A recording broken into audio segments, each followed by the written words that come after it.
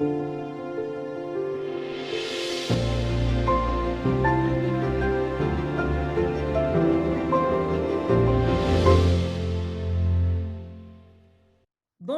et bienvenue dans cette série d'entrevues Leaders éveillés, où je vous invite à découvrir des pistes de réflexion et de solutions pour les dirigeants, les entrepreneurs, les professionnels, les agents de changement, les managers, tout comme vous. Alors, nous rencontrons des intervenants de renommée internationale connus pour leur contribution au développement d'un nouveau leadership. Aujourd'hui, j'ai le plaisir d'accueillir Soufiane Frimous, un des 22 formateurs. Bonjour, Soufiane. Bonjour Céline. Alors, j'aimerais te présenter un peu, mais quand même. Alors, tu es maître de conférences, docteur, et tu diriges des recherches en sciences de gestion à l'Université de Corse, à l'Université de Montpellier. Tu es chercheur associé chez ESSEC Business School Paris, chercheur associé au HEC également, Montréal, et bien d'autres. Et tu es aussi rédacteur en chef adjoint de la revue Questions de management. Alors, tes domaines d'expertise sont le leadership, naturellement, les modèles alternatifs de management, l'innovation et la gestion de la transformation. Tu contribues à plusieurs ouvrages collectifs et à de nombreuses revues académiques et professionnelles françaises et internationales. On est tellement content, Soufiane, que tu aies accepté d'être un formateur, un intervenant dans le nouveau programme Leader éveillé. Merci beaucoup. Non, c'est moi qui vous remercie, vraiment très fier et très honoré de participer à ce beau programme. Alors, Soufiane, de toutes les recherches que tu as faites, quelles sont les révélations ou les points bascules qui, selon toi, pourraient contribuer le plus au développement d'un leadership, d'un nouveau leadership? Je pense qu'il est d'abord nécessaire, le constat s'impose, qu'il faut transformer la forme de leadership, l'exercice de leadership, la pratique de leadership. On voit bien que le modèle traditionnel, classique, est dépassé, il est obsolète. C'est un modèle qui repose sur un système pyramidal. Donc le constat s'est imposé naturellement qu'il fallait chercher des alternatives. Les alternatives sont possibles en puisant dans d'autres sources philosophiques que celle d'une maximisation du profit à outrance. Alors, cette alternative peut avoir comme point d'ancrage important une éthique renouvelée, une éthique des affaires, mais une véritable éthique. Et pour comprendre quelle est la véritable pratique de l'éthique qui peut permettre un leadership exercé et éveillé, éclairé, il faut comprendre les sous-bassements de pourquoi les gens ne sont pas éthiques. Et c'est ces questions de recherche qui m'ont alimenté, qui m'ont poussé, qui m'ont dynamisé, qui m'ont entraîné dans des aventures de recherche assez intéressantes et dans lesquelles je propose des pistes que je souhaite explorer et exposer aux futurs candidats. Oui, alors c'est justement de ça dont tu vas parler pour cette session-là. Pourquoi les leaders ne sont pas éthiques? J'ai trouvé ça tellement intéressant comme angle parce que tout le monde sait ce que c'est ou à peu près l'éthique ou un leader éthique, mais pourquoi? Comme tu m'as déjà dit, même si on veut tout être éthique, même si on a cette vertu, on n'est pas contre la vertu, pourquoi on n'y arrive pas? Alors, il y a aussi que tu as écrit un livre avec Yves Le Bihan, qui est aussi un formateur de leaders éveillés, Réinventer le leadership. Peux-tu partager ce qui a été, ce qui est ressorti de ça? Alors oui, Réinventer le leadership est un ouvrage que j'ai co-encadré, dans lequel il y a des chapitres rédigés notamment avec mon collègue Yves Le Bihan et notamment d'autres professeurs de renommée internationale. Alors, qu'est-ce qui s'est imposé comme grande direction, comme grande orientation? Bien, encore une fois, la volonté de proposer une nouvelle perspective, un nouveau chemin qui va reposer sur quoi? Sur des dimensions nouvelles, jusque-là inexplorées. La pleine conscience, les émotions positives, comment entraîner et mettre en place et produire une forme de contagion émotionnelle positive, c'est très important. La dimension émotionnelle a souvent été occultée, omise. Donc la pleine conscience, c'est avoir possession du temps présent, avoir cette notion du temps en soi et pour les autres, mais également tenter de renverser cette pyramide managériale, tenter de partir des collaborateurs pour arriver aux dirigeants et non pas faire l'inverse. Et surtout également changer le logiciel du management. Ne pas être là uniquement pour maximiser les profits, mais plutôt pour concilier à la fois la performance économique et la performance sociale. Voilà les grandes pistes, les grandes dimensions qui sont issues de cet ouvrage collectif. Dis-moi, toi qui es un scientifique quand même, la pleine conscience, pour toi, est-ce que tu as été surpris par ces nouvelles notions-là? Est-ce que les leaders sont prêts à ça aujourd'hui? Est-ce qu'ils sont prêts à s'investir dans cette pratique-là d'être pleinement conscient dans le moment présent, sans jugement? Mais c'est une question en fait fondamentale, elle est essentielle, c'est une question de rapport au temps. Pendant très longtemps, le temps a été une urgence, il fallait être dans l'immédiateté. On voit bien que cette course, que cette vitesse infernale peut entraîner des conséquences fortement négatives et désagréables, aussi bien pour la personne que pour les actions qu'elle entreprend. Donc l'idée était de revenir dans un temps beaucoup plus humain, un visage humain, et moi, à travers la pleine conscience, ce que j'entends, c'est discernement. Discernement, et c'est avoir aussi conscience des actions à réaliser et comment on réalise. Prendre le temps, c'est une forme de respiration, la pleine conscience. C'est une ponctuation. On met un point, on prend de la distance, un recul, on observe, on interagit, on visualise et on se projette.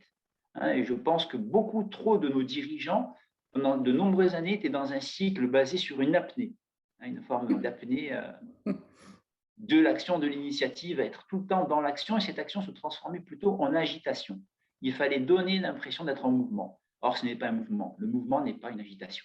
C'est vrai, mais tellement, hein, tellement. Et je crois qu'avec tout ce qui se passe, comment c'est complexe aujourd'hui, comment l'entreprise change tellement rapidement, le marché change rapidement, la première chose qu'il faut faire, c'est de clarifier l'esprit, c'est d'apaiser l'esprit. Sinon, on est pris dans une course comme une poule pas de tête, finalement. Exactement, un tourbillon. Un véritable tourbillon qui progressivement se transforme en véritable tempête. Et c'est jamais facile, c'est jamais convenable, ni même très amusant de se retrouver dans une tempête.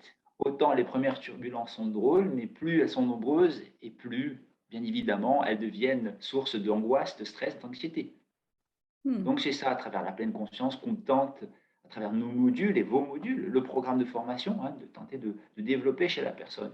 Surtout, encore une fois, le maître mot, c'est le discernement, cette capacité à mettre de la distance par rapport à un vécu, à interroger son vécu et sa pratique. Oui. De la distance par rapport à ses croyances, par rapport à son conditionnement, par rapport à... Oui, interroger son modèle mental, c'est très important. Oui. Savoir qu'on est pris par des biais, qu'on est victime de biais, que nos schémas mentaux ne sont pas anodins, qu'on a un système de représentation du monde et qu'il faut l'interroger. Pour l'interroger, il faut en être conscient. Alors, il faut être conscient de soi pour qu'on puisse être conscient des autres. Tout à fait. Et parle-moi un peu du leader éthique. C'est quoi un leader éthique? Eh bien, c'est quelqu'un qui met en adéquation, qui applique en fait, il y a une forme d'alignement entre ses valeurs et sa pratique. Il n'y a pas ce décalage qu'on peut retrouver et qu'on retrouve hélas de nombreuses fois. On voit à travers les scandales qui sont à la fois médiatisés ou d'autres, le manque d'alignement entre ce qui est le discours et la pratique. Et ce manque d'alignement peut être une source de perturbation pour les collaborateurs également. Il faut avoir une forme d'élégance morale. L'alignement entre les valeurs, les discours et les actions. Exemplaire. C'est ça être un leader éthique. Les bottines qui suivent les babines. C'est une jolie expression. C'est probablement une expression québécoise. Mais dis-moi, oui, mais c'est d'être aligné, comme tu dis, avec ses valeurs, mais encore faut-il que tes valeurs soient éthiques. Oui, effectivement. Alors on peut, ensuite, c'est un débat philosophique. Quelles sont les valeurs qui sont source de positivité ou de négativité? Mais moi, je pense que tout individu est à la fois source alimenté par du bien et du mal. Après, c'est quels sont les facteurs qui vont enclencher le mal ou d'autres facteurs qui vont enclencher plutôt le bien, le positif ou le négatif. Ça, je pense que tout individu peut avoir à un moment donné, être sensibilisé ou être soumis à la tentation d'une forme d'effet Lucifer et qu'il faut l'éviter.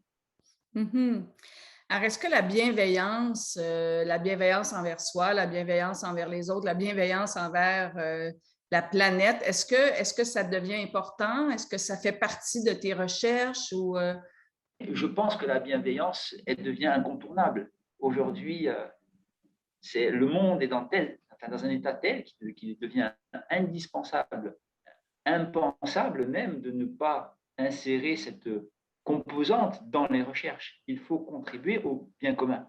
Il y a les objectifs du développement durable, hein, bien évidemment. Je pense qu'aujourd'hui, il y a une contribution. Tout manager, tout formateur, tout leader doit avoir en tête les conséquences, les impacts de son engagement.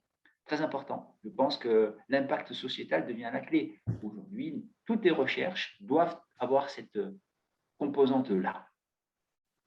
Alors, il faut que le leader soit conscient de son impact sociétal, Oui. pas juste d'un impact économique.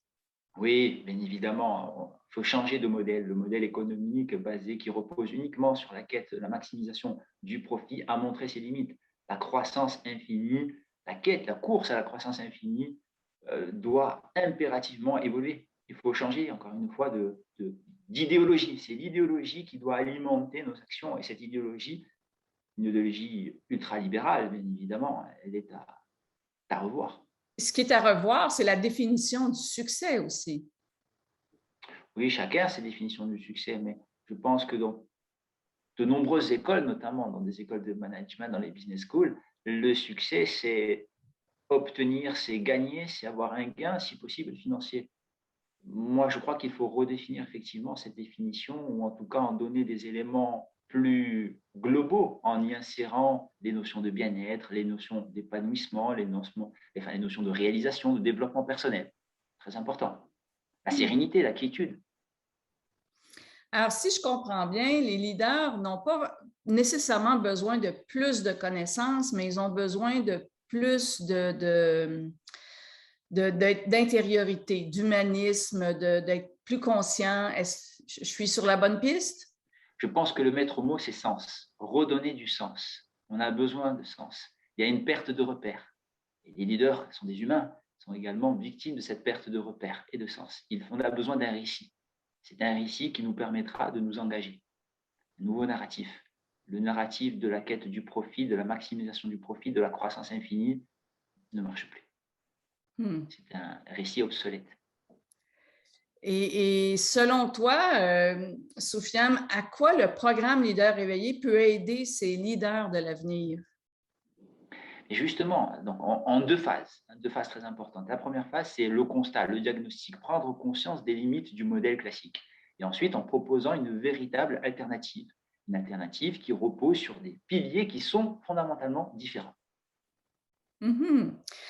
Alors, écoute, un grand merci, Soufiane, et merci pour ton implication dans le programme. Et tu le sais parce que c'est toi qui as travaillé fort. Leader éveillé est un programme qui est certifié par l'Académie des sciences et du management de Paris. C'est un des rares programmes en ligne francophones qui s'adresse aux leaders de l'avenir.